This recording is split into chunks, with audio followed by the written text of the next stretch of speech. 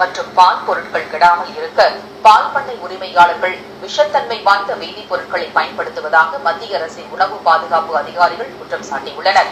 பல்வேறு மாநிலங்களில் பரவி கிடக்கும் பால் பதனப்படுத்தும் ஆலைகளை கடந்த மாதம் சோதனையிட்டதில் பால் கெடாமல் இருப்பதற்காக ஹைட்ரஜன் பெராக்சைடு, பொட்டாசியம் ஹைட்ராக்சைடு என்ற வேதிப்பொருட்களை அவர்கள் பயன்படுத்தி இருப்பது கண்டுபிடிக்கப்பட்டிருப்பதாக அதிகாரிகள் கூறினர். இதில் ஹைட்ரஜன் பெராக்சைடு என்பது தலைமுடியை பளபளப்பாக்கும் பிளீச்சிங் பொருள் என்று தெரிவித்த அவர்கள், சோப்பு தயாரிக்க பயன்படுத்தப்படும் பொட்டாசியம் ஹைட்ரேட்டும் பாலில் கலக்கப்பட்டிருப்பது கண்டறியப்பட்டதாக அதிர்ச்சி ஊட்டினர். பாலில் ஹைட்ரஜன் பெராக்சைடு கலக்கப்பட்டிருப்பது இப்போதுதான் முதலாக கண்டுபிடிக்கப்பட்டிருப்பதாக கூறிய அதிகாரிகள், இவற்றை உட்கொண்டால் வயிறு கெடுவதோடு சிறுநீரகமும் பழுதாகும் என்று எச்சரித்தனர். இவை ஒருபுறம் இருக்க, பாலில் இருந்து தயாரிக்கப்படும் பனீர், மாமா உள்ளிட்டவற்றின் தயாரிப்பின் போது அஜிமோன் எண்ணெய் என்ற ஒருவித விஷ எண்ணெய் உபயோகப்படுத்தப்படுவதாகவும் அதிகாரிகள் சுட்டிக்காட்டியுள்ளனர்.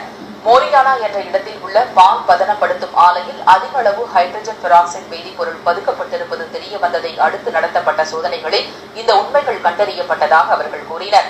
10 லிட்டர் பாலில் 200 மில்லி லிட்டர் பாலே தூய்மையான பால் என்று தெரிவித்த அவர்கள், சிந்தட்டிக் மில்க் எனப்படும் செயற்கை பாலில் நுரைத்தன்மையை ஏற்படுத்த சோப்புத்தூள் பயன்படுத்தப்படுவதாகவும் எச்சரிக்கின்றனர்.